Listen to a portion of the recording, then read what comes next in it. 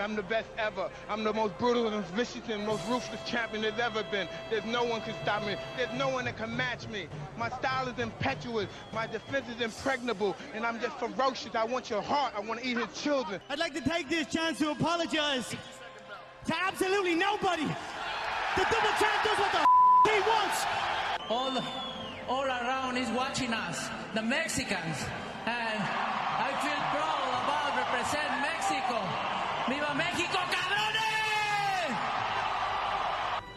Welcome to New Day with SSJ on Sports Radio 810 WHB. What in the wide world of sports is going on here? Spartans! What is your profession? Are you not entertained? Are you not entertained? Is this not why you are here?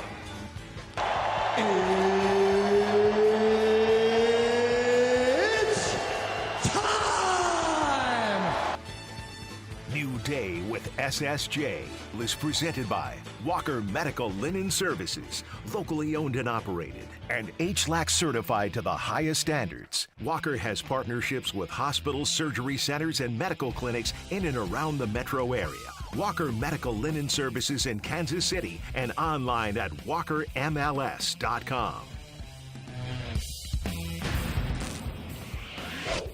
The 0-1 is hit high and deep right field. If it's fair, it's gone, and that one is fair. And a home run, a towering home run into the second deck for Shohei Ohtani. A 3-run homer, and the Dodgers have blown it open. It's now 7-0. Here's Harrison Bader. First pitch swinging, lifts it in the air, left field. And Teoscar Hernandez is there, and that'll do it. And the Dodgers have taken Game 3 by the final of 8-0. Ohtani with a homer, Muncy with a homer, Kike Hernandez with a homer, and the Dodgers victorious 8-0. Chiefs. Before the challenge of playing the 49ers, heck of a football team. Kyle does a great job with, with the team, and he and Chris have that offense rolling right now, and their defense is one of the top defenses in the NFL, and Nick heading up the defense and special teams. Brian does a great job there on special teams. So, listen, they're well coached. They've got good players. I think both teams kind of know each other, and it should just be a heck of a game. Whenever you have two great football teams that meet up in the Super Bowl and meet up in all these big games, there's going to be a history between that. And so, obviously, we've been able to win those games, but we know how good this football team is, and we have a ton of respect for them. And so it's not like one play could have changed all these football games. And so we're going with that mindset of we just got to make the plays whenever they count. It was awesome. It was the energy was amazing. Obviously, the Royals played great against a great baseball team and didn't come out with the win. But it was cool to see and experience that. I've been waiting for that for a long time, and hopefully it's a building block and a step in the right direction for our future. And I'm excited for those guys in the seasons to come. How awful was Dieter in the? Yeah, he actually wasn't that bad. I probably was worse. I was the Dieter in that situation. He's a big Yankees fan, obviously, and he's super excited, and now he gets to talk trash to Travis. So I passed that along to Trav. You got there. No, dude, you can't give him a little slither of opening. And Travis told us that he was going to the game, and all of a sudden I looked and Dieter's flying to New York. So it's can't give him an opening, no. But it's cool for him to get to do it. I mean, I'm not like a Yankees hater, but sometimes I don't want the Yankees to win because of him. Like, he's made me not want the Yankees, but I like the guys on the team. So it's I'm just watching as a fan now, which is cool.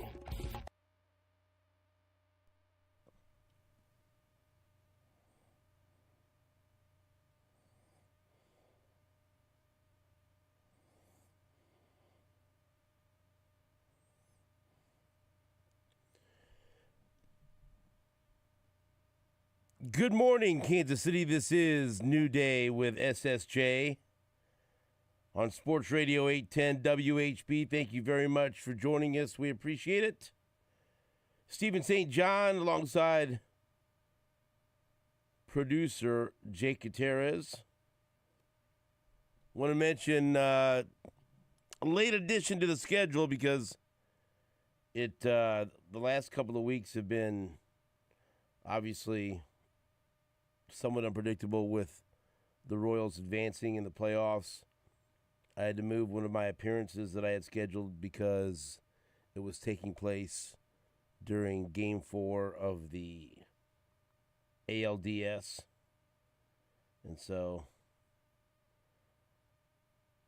it seemed like I should be at the game. Yeah, probably. Probably a good move. Right? Yeah.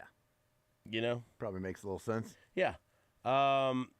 Even though, I love, it's a tradition for me to be down at the haunted houses. And so, we're celebrating 25 years. They're celebrating 50 years. And so, been trying to get it into my schedule. And we worked it out for tonight. I'll be at the Edge of Hell tonight from 7 until 10 o'clock. So if you want to stop by and say hello, I think we have some things to give away.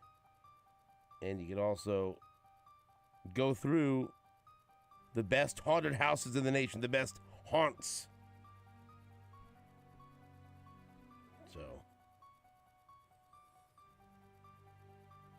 I think the girls are going to bring down some friends.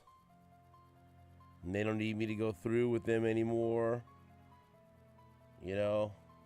Gone are the days of Julia refusing to leave the car and just watch from afar, or running to the remote and hiding under the table from Ratman and from Leatherface from the Texas Chainsaw Massacre and whoever's there, all of them. So, but now tonight they, and even up to last year, I went through with them and a few friends. But now I think there's going to be boys down there. They invited some girls and boys. So. Good times. We used to do that in high school. It'd be a big deal. Oh, yeah. It's great. It's great.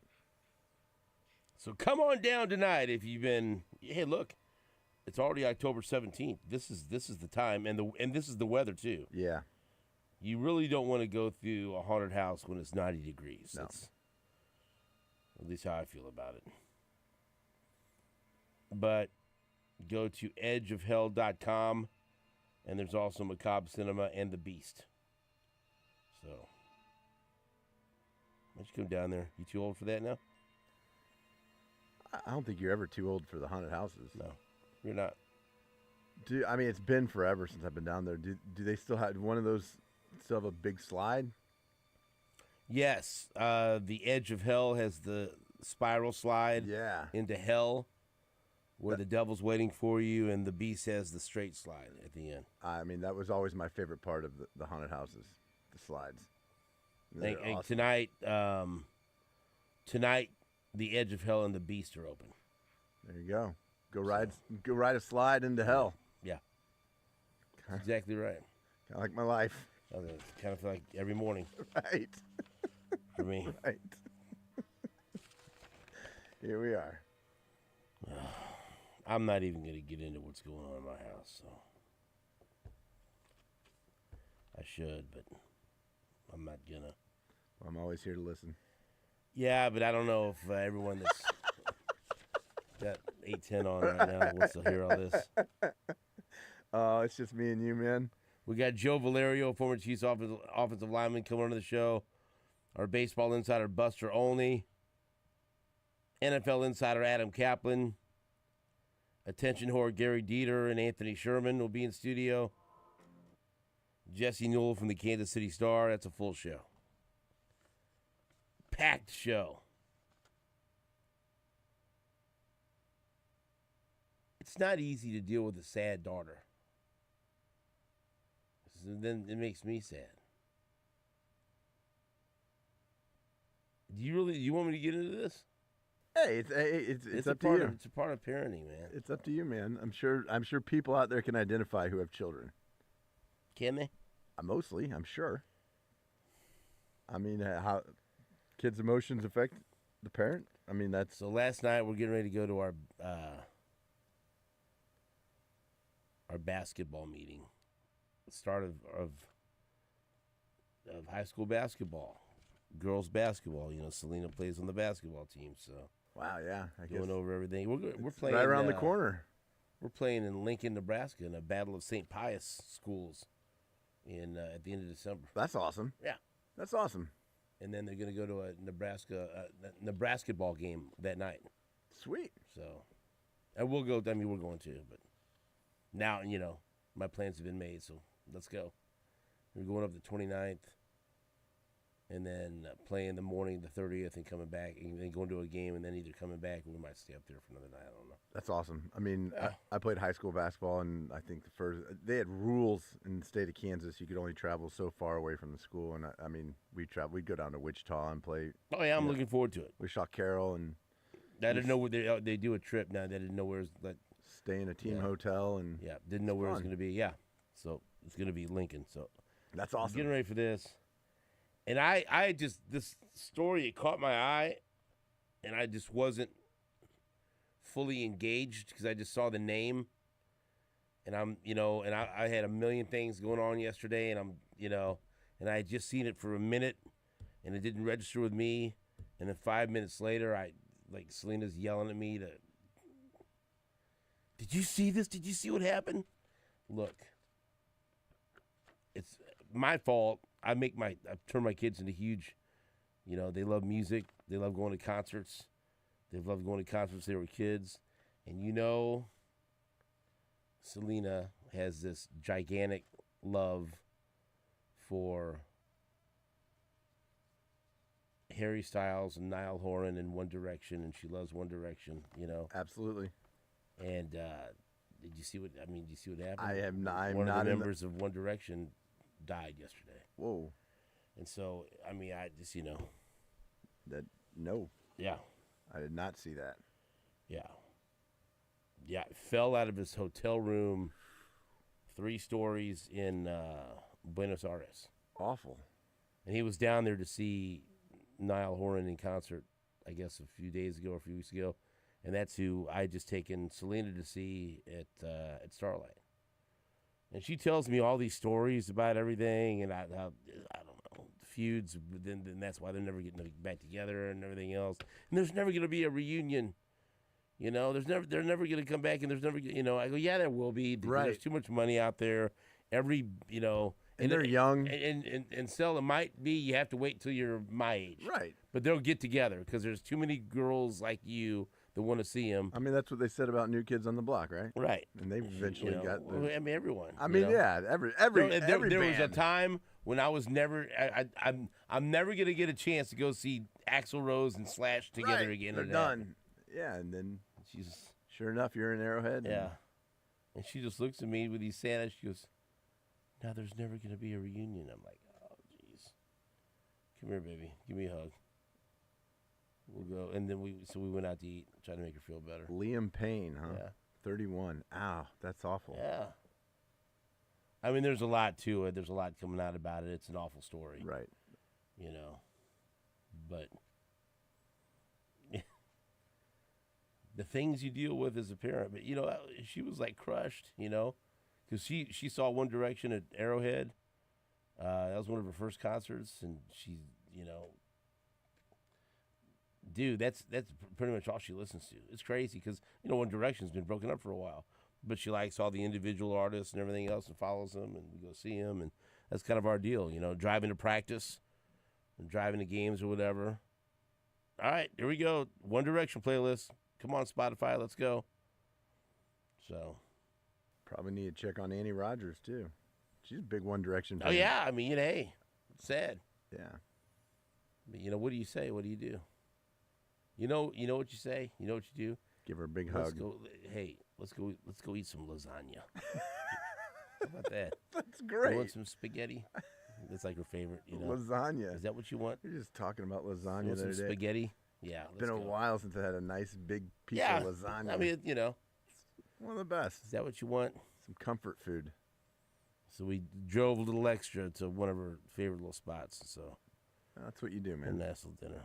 And you know what? You ain't got to twist my arm for a slice. A nice big chunk of lasagna. Made me feel better, too. It's like Garfield, right? Yeah, Garfield was awesome. Oh, boy. So, you know, and it'll cheer up, probably be around our friends, and we'll hang out tonight. You know.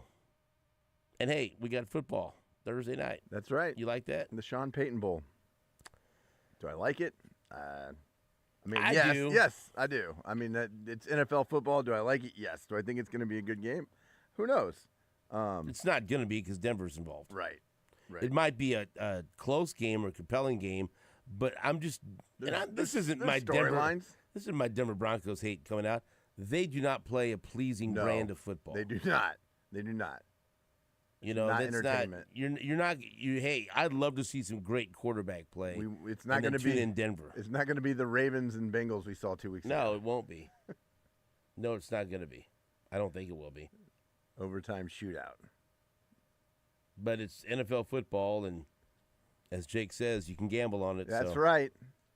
That's right. Find a way to get it done. Broncos are -3 right now. Broncos at Saints. I got 2.5. Well, whatever. Hey. Does that make a difference? I mean, it might. I would like 2.5 more than 3. If I'm on the Broncos, they win by 3. That's. What's the situation with the Saints receivers? Not good. So Olave's out with a concussion. Not good. And then we find out that Shaheed had surgery for a meniscus tear. And so they're down their top 2 receivers. And their quarterback. So is Rattler starting to get a night? Yeah, I believe so.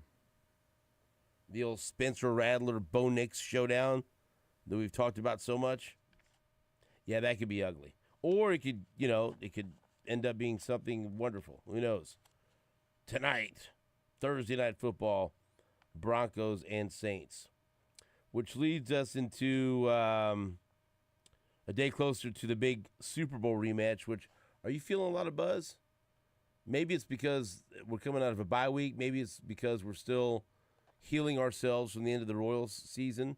I don't know, just kind of not getting the – and maybe it's because, guess what?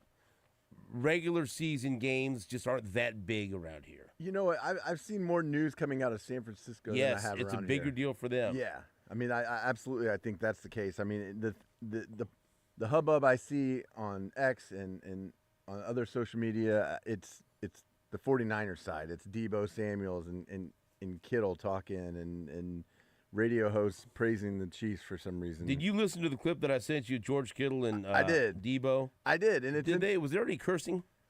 I can't recall. I mean, I listened to the whole thing. Let's do a leap of faith. Yeah, you want to do that? Because yesterday I was reading. Those dudes don't cuss too much, it doesn't seem. Yeah. And we got a delay, right? Yeah, you know what? Tune in 8 o'clock. Let's just have some fun. Let's find out. It happens on the show. Let's find out. But I was reading an article at ESPN.com about the 49ers, putting the Super Bowl loss behind them because they had to force themselves. And we don't look at it from this perspective, right? They had to force themselves to watch the Super Bowl this week in preparation of playing the Chiefs again. And, if it's the Chiefs, hey, that's great. Let's watch that again. All right, awesome. Because, you have to look at it, right? Headline. This is the headline. Niners check Super Bowl tape. Moved on from Chiefs' loss. I'm glad they're able to move on. Now, for some of them, it's been a couple of losses in the Super Bowl. So I don't know quite that they've moved on, but they just got to deal with it. Kyle Shanahan said, I think everyone understands we've lost 2 Super Bowls to them. So, that can give you a little post-traumatic stress when you turn on the tape. But I think that's human nature. You got to make sure you don't get caught up in it. This game has nothing to do with past games. That was last year. That's right. Fred Warner says, moved on, new season, new game, new teams, new players. We're just trying to play up to the best of our ability. Nick Bosa said, it's definitely a little emotional, but at this point it's just a game. We're looking at the tape, trying to learn from it. A lot of similarities from last year, a few new guys, but really good defense and offense. And they obviously have Mahomes back there, so that's always dangerous. You better believe it. And as this reporter writes, making matters more difficult is that Kansas City is fresh coming off a Week 6 bye. The Niners had a mini bye after playing last Thursday night, but they won't have a rest advantage. For his career, Coach Andy Reid is 21-4 in the regular season following his team's bye. The best of any head coach with a minimum of 10 games since the bye was instituted in 1990, the year I graduated high school. By the way, shouldn't I have a reunion coming up? It's in 90. That's what? It's 30? 34. 35. Would I have 35?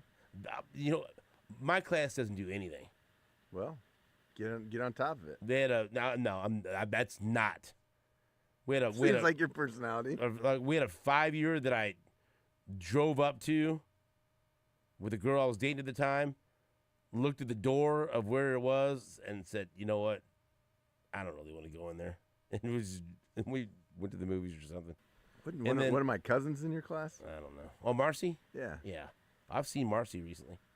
So yell at her and tell her to get on top of it? I think I saw her at Nick and Jake's last year. Anyway, and then the 10-year was like a blank show. And so I don't think there's been one since. Well, whatever. I digress. I finally got my X working. What? X now? Twitter? What did you just say? No, Twitter. Wow. Oh. I was having issues with the Debo Samuel okay. and George Kittle. That was a loaded sentence. I got my X working. What are you talking about? I never call it X, but I know, but you said I finally got my X working. I go, like what? Trust me, my X is not working. Where did this go? Oh, there's been so many different things talked about in this opening segment. It's been awful. Cavalcade. You want to hear from the Niners before we break? Yeah, let's do that. Here's Debo Samuel and George Kittle. This was, what kind of show was this, by the way? It looks like it's Debo's show. It's the Debo Samuel show, I think. Cleats and Convos with Debo Samuel. There you go. You ever watch that? I have not until you sent me this clip. You ever wonder why I come up with all this crap? I'm glad you do. Well, thanks. Makes my job easy. Here is Debo Samuel and George Kittle on a show called Cleats and Convos with Debo Samuel. It's going to be an outstanding matchup. You know, they undefeated, I think, still. Yeah, they're undefeated. Playing at a high level. Niners playing at a high level. Yeah. I think it's a great matchup. I mean, Mahomes is Mahomes. Yeah, for sure. He's amazing. Kelsey just decided to get really hot like the last 2 weeks. I know, too. bro. Like, I know. So, like, I mean, that's your guy. Travis is amazing. Yeah, I love Trav.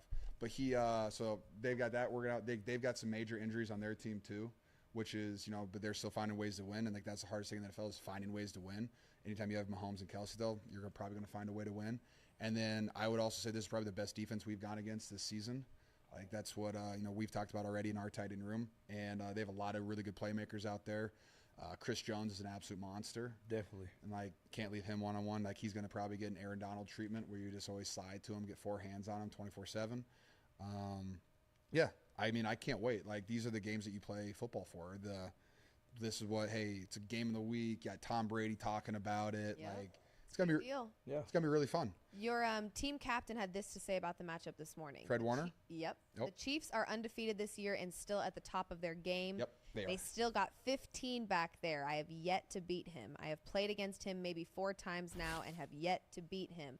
I think it's an important game for us to try and get over that hump and get the win. I'm definitely with Fred on this. Like I just said, that's a good quote. I haven't beat him either. But 15 is a heck of a player. At any moment he's liable to do anything possible, and it's like like I don't like referring back to Super Bowls, but rookie year we up and Pat Mahomes just go do things Pat Mahomes does, and the 2-minute drill in this past Super Bowl is just Pat Mahomes doing Pat Mahomes things. But you got to give him his flowers. Yeah. You got to give him to him. Yeah, 100%. When you have 3 Super Bowl wins. Yeah, for sure, definitely. There's no argument. No, not an argument. There's really zero. There's no argument at all. Yeah, not at all. He's great. Okay, you know what? Well said by all. But did you, by chance, hear Jeff Chidia's car come to a screeching halt or just running off the road right now listening to those comments? George Kittle said the best defense they faced all year, right?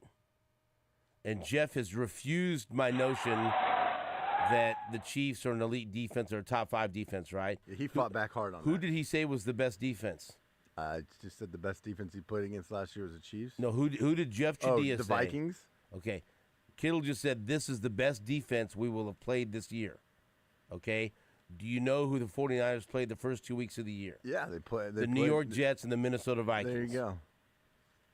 Hey, Jeff. That entire clip was played and set up just for me to push back on Jeff Chidia saying that the Chiefs aren't a top 5 defense and the Vikings are the best defense of football. And I just had George Kittle say this Chiefs defense will be the best defense they played this year, and they've already played the Jets and they played the Vikings. I can't confirm this, but a listener had sent me a message on Twitter and said that Chidia said the same thing last year, early in the year. It's fine, not top 5 defense. And then by the end of the year, he's like, "Yeah, it's defense." Okay. What did George Kittle just say? He said it's going to be the best defense they've played all year. And who have they played? They've played the top 2 defenses in the league. Well, 2 of them. The Vikings and the Jets. They played the Vikings, the Jets, the Rams, the Patriots, the Cardinals, and the Seahawks. I was more focused on that Vikings-Jets portion of the schedule. There you go. Thanks, George Kittle and Deebo Samuel. Hey, it's hard to dislike those guys. Yeah. You know what? You don't have to say dumb things and talk trash like an a-hole before you play the Chiefs. Jamar Chase. What? Anyone in a Cincinnati uniform? Right. There you go. Fred Warner's like, I haven't beaten him yet. I just like to beat him once. Well, hopefully that doesn't happen on Sunday. We'll take a break. Joe Valerio after this on Sports Radio 810 WHB.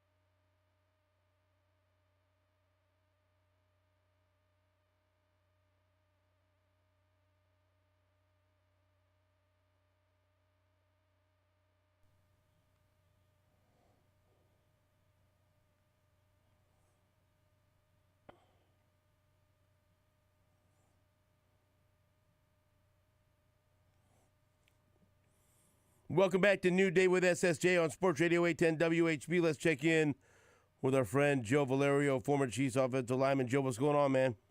Steven, great to be back with you, man. It's not the Badlands for the Chiefs right now, or some other teams in the NFL, but unfortunately, I know I missed last week because there was a lot of Royal stuff going on, so I'm sorry to all the Kansas City fans because I was really, really hoping for a Royals-Phillies rematch of 1980, bring back my childhood, but darn, both of them are out. Both of my teams are out. Yeah, I haven't.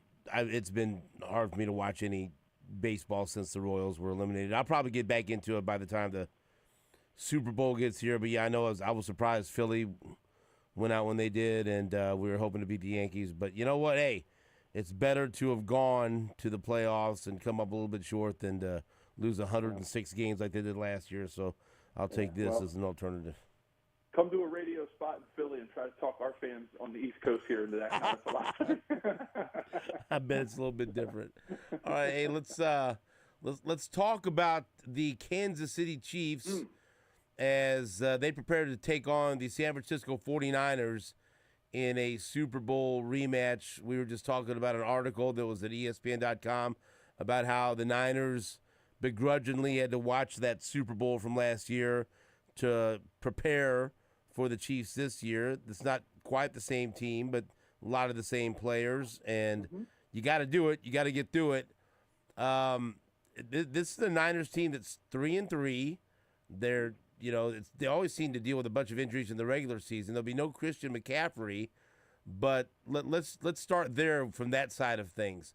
Are the 49ers, in your opinion, are they still, if you had to pick a Super Bowl favorite in the NFC, they still the team to beat in the NFC, or have they fallen back a little bit? Well, that's a great question, Steve. I think when you look at them compared to other teams, they're definitely not the class of the NFC. I think even with everybody healthy, I think what other teams have done, the Vikings, the Lions, that's a big game this weekend. I think what they've done has kind of surpassed what's going on in the 49ers camp. And I think look, the 49ers to me are like, I don't know, they're like a Ferrari that needs like a tune-up. And I don't know if the mechanic is there to really, get the engine right to pull it all together, given where they are right now in the season and the schedule that they have ahead of them. I think the Lions are like an F-150 that's fully loaded and ready to go. Beautiful cab inside, engines roaring, oil just changed, spark plugs are firing. Like, that's what I see the Lions as, and I don't know if the Niners can keep up with that. So that's a weird analogy for 7:30 or 6:30 in the morning. Yeah. I'm on the West Coast. It's 4:30 here, so I'm still getting my sea legs. But I think you're going to see a team that's hungry. And Jeff Fidotin and I on our podcast, we always talk about teams that need something more generally have a slight advantage. Now, not an advantage to win the game, but an advantage over the other team, because I don't think the 49ers are going to beat the Chiefs, but I think they have an advantage in that they need this game a whole lot more than the Chiefs do. So, they're going to be like an animal that's kind of cornered and fighting for its life. So I think you're going to see them come out swinging with some trickery and some things to try to get ahead, do something maybe funky in the special teams to get an advantage. I just think they're going to do everything they can to try to win this game. So I think they feel their back is against the wall. Where the Chiefs, they're coming off a bye week, and we know how good Andy Reid is off the bye weeks. He's 21 and something, coming off bye weeks. I think he's undefeated. Not Jeff Fidotin gave me this stat, and I'm sorry if I can't remember it, but it's like he's undefeated in Super Bowl rematches coming off of a bye, I think. We may have to have a fact checker check that one, but regardless, he's unbelievable coming off of buys, and this team is great coming off of buys. So I think the Chiefs pull this one out, and I think they win this game, but the Niners are going to give them everything they got.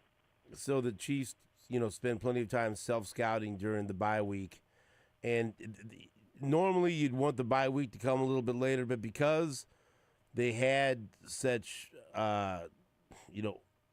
offense-altering injuries, they never got a chance to utilize Hollywood Brown. Rashee Rice looked like he was on his way to a Pro Bowl season, and he's out. And so, and then they lose Isaiah Pacheco. So they've had to adjust on the fly, but now they get this bye week to reassess what they have available and to maybe reshape the identity that they tried to create in the offseason because they just don't have the same pieces. And they did, not that they didn't do that in the games leading up to the bye week, but now you can sit back and really figure, okay, this is what we want to do. Let's figure this thing out. And so if you're, Andy Reid and Matt Nagy, and you're looking at what you've got from Kareem Hunt now, I mean, it's just so funny what they have now and what they're going to lean on now compared to, like, the end of training camp. Now, Juju Smith-Schuster, get him the ball. Kareem Hunt, get him the ball. Samaje Perine on third down. Travis Kelce looks like he's back in the swing of things. They've got, Jody Fortson back, and they can utilize more tight ends. And so there's a lot of different pieces. How do you think they are going to adjust, and what do you think their identity is going to be after self-scouting in this bye week? I mean, I think, Stephen, you kind of answered your own question with the question. Good. I think that's exactly what they're going to do. It's going to be using every single piece of that playbook, and Andy will go deep into the recesses and find a way to find Jody Fortson on a 3rd and 4 where everybody's looking at Travis and everybody's thinking they might try to pound it, with Perine. I mean, that's the beauty of what Andy Reid does and what he's been able to do with Matt Nagy. And then you couple it on top of what Steve Spagnuolo is doing on defense, and woe to the teams that are going to have to face them for these weeks after the bye. Because, the bye lull, or I don't know what word I'm looking for, but like the bye, it wears off after about 3-4 games, right? Because, the injuries that you've kind of recovered from start to creep back in. The plays start to get a little stale, and, you start going back to your old ways. So for the next 3 or 4 weeks, teams are going to be looking at a 10-headed monster, right, on both sides of the ball. And I think that's the beauty of this team. They go in these ebbs and waves, these ebbs and flows of, putting new things in, pulling back to consistent and sort of, smash mouth, grounded out football, to then, doing something that just makes somebody have to work all week on a play that you don't even know who's lining up where, and then you got to prepare for that all week. A lot of teams, like Andy Reid, a lot of coaches, they put those plays in so that teams have to waste valuable rep time practicing it, right? Oh, if Travis lines up here and Patrick splits out and they bring in another lineman, then they got to sit there and they got to draw that card up. They got to do it at practice. They got to talk about it in film session. And then you're taking away from the core, defense that you're trying to put against the Chiefs. And that's what the whole game is, the chess match that they play. And so I know that was a long answer to a short question, Stephen, but I think you answered the question with the question thinking that's exactly what they're going to do. They're going to keep throwing everything at you. And quite frankly, until Isaiah Pacheco are back and Rashee Rice are back, they're going to have to do that, right? Because they don't have those 2 key pieces of this puzzle to just pound at you. So I'm excited about it. I love when the Chiefs get into this kind of mode. I think it's exciting football. I think it's football that keeps teams on their toes. And I'm really eager and excited to see what these next couple weeks look like for the Chiefs. Stephen, coming out of this bye week, there was a chance, or coming out of this game after the bye week against the Niners, there was a chance that this team could have had 3 losses, right? When you looked at their schedule, and I'm not downplaying the Chiefs. I'm just saying, look, they were playing the Ravens, the Bengals. They're playing the Niners, the defending NFC champions. Like, look, everybody knows how hard it is to play in September. Like, I wouldn't have been mad at this team if they were 3-3 after this stretch, right? Because it's just the way the NFL is going, and I know how they sort of peak. So the fact that they're 5-0 is a huge advantage for this team, given the schedule that we were looking at when this thing started. Okay, so one guy that I didn't mention was Xavier Worthy, and they showed last year that they could win with a less than stellar group of wide receivers, but the one difference they do have is Worthy. And so, and he's shown that he could be electric with the football, but also he may not be like a volume type guy like Juju Smith-Schuster is. It's going to get 11 targets a game. And so, how do you expect them to utilize Xavier Worthy, maybe in this game and moving forward? Yeah, I think what Xavier Worthy does Stephen, for this team is you go back to the Tyreek Hill days. He allows the defense to stretch in every direction, right? I don't know if we talked about it a couple weeks ago, how I look at defenses, and Jeff and I talk about this on our podcast all the time. Like, I look at defenses as like silly putty. Well, we did. We talked about silly putty because we talked about the Sunday comics, right? Right. So, like, I'm going to go back to that theory again, not to repeat myself, but he just stretches the team vertically up and down the field, from the 50-yard line to the goal line in the red zone. Then all of a sudden you throw him in one of those sweeps and the jet sweeps, or you run him across the field, and now he's stretching linebackers out, right? And the silly putty's going from the sideline to the sideline. And what happens when it stretches across the sideline to sideline? What does it do? It contracts from the end zone to the 50. So it's just like that's what he does for a visual, portrayal for fans and listeners is think about that's what speed does in football, and that's what scheme does, right? When you run three wide receivers on the hash and you run them out to the left, and you run one a 5-yard out pattern, you run a 10-yard in pattern, and then right directly in front of them you run somebody on like a skinny post or a 15 or 20-yard flag pattern or like a wheel route, right? So think about that. You're stretching the team vertically on one side of the field, and then players don't know where to go. And then what the Chiefs do is they find those holes after they stretch people around and they set them up. The chess match that goes on. Then they Travis sits down in that open zone, and then you get a back coming out of the backfield, or you find Patrick can run the ball, right? That's where you see him get a lot of his first downs is when the team has been stretched in so many different directions they don't know where to expand back to. So, that's like a visual that I always look at when I think about somebody like Xavier Worthy and what he does with his speed. And that's why I think they're so lucky to have him, and I think he's been such a great addition, and an arsenal in that, or a weapon in that arsenal. So we played a clip earlier in the show from George Kittle, and he was on Deebo Samuel's show, and they were talking about the Chiefs' defense, and he said that he thinks this is the best defense they will have played this year, and they played the Minnesota Vikings, and they played the New York Jets, and those are two defenses that get talked about a lot. I know some people have resisted the idea that the Chiefs are a top 5 defense or elite defense. I think they are. What do you think? Oh, yeah, and I really, when George Kittle, I like George Kittle, right? He's a great character for this league. I think he's got a lot of respect for the teams he plays, and so I really respect him saying that. So I'm going to go right along with him that this might. And I'm not being a Chiefs homer here. I think this is the best defense when you look at the whole picture, right? Do they have somebody that's the A-plus player at one position, and Chris Jones, best defensive lineman in the league, no far. So they got that one piece. But like when you look across the board, right? I mean, they're and I mean no offenses, these guys are NFL players. I would have loved to have been a B-plus player because that would have meant I played for a long time. But like. They've got B+, A-, B+, A-, B, A, like all across the field, right? So that's what makes a defense, right? Having like two studs, having like an A+ Chris Jones and an A+ middle linebacker, or like a super stud corner, lockdown corner, like that's great. But what that usually comes with, the price that comes with is having some average players at other positions, and it creates holes and gaps, and that's what the Chiefs don't have. And I'd much rather watch a team and coach a team and play for a team that's built on team, right? Where it's not just we're all going to focus on this one stud and we're going to build everything around them, because those things fall fast. And that's why I love this defense. So that's why I say they are the best, pound for pound, player for player, the best defense.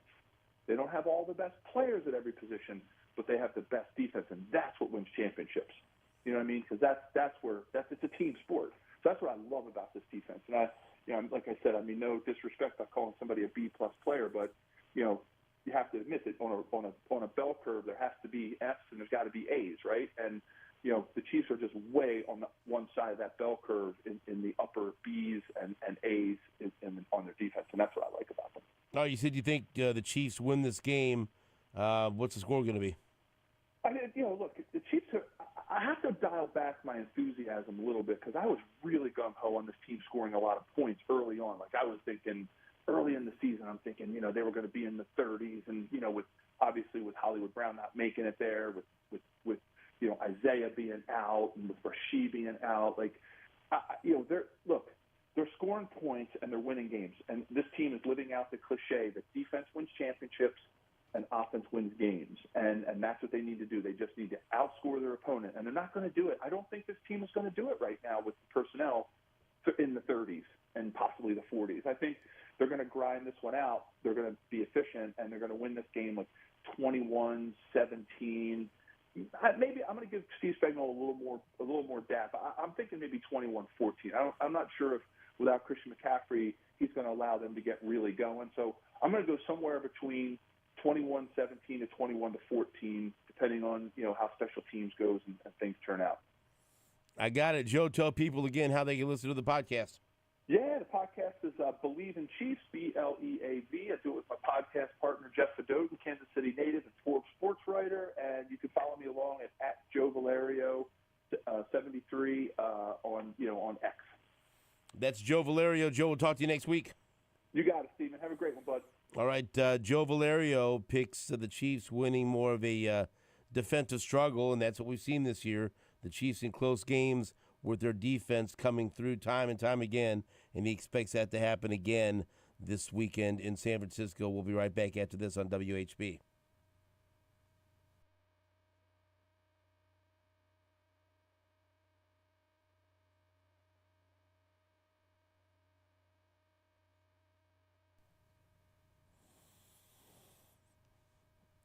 What's up, Kansas City? Stephen St. John here for Kansas City Credit Union. If you would like to become a member, you can become a member.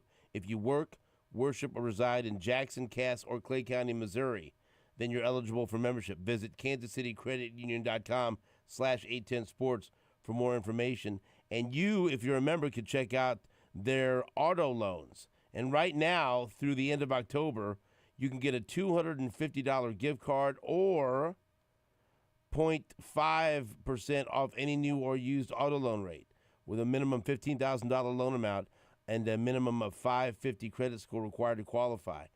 There's plenty of benefits of a car loan from Kansas City Credit Union, some of the best rates in Kansas City, lower loan minimums than banks, and credit unions are looking to save you money, not get rich off your interest payments.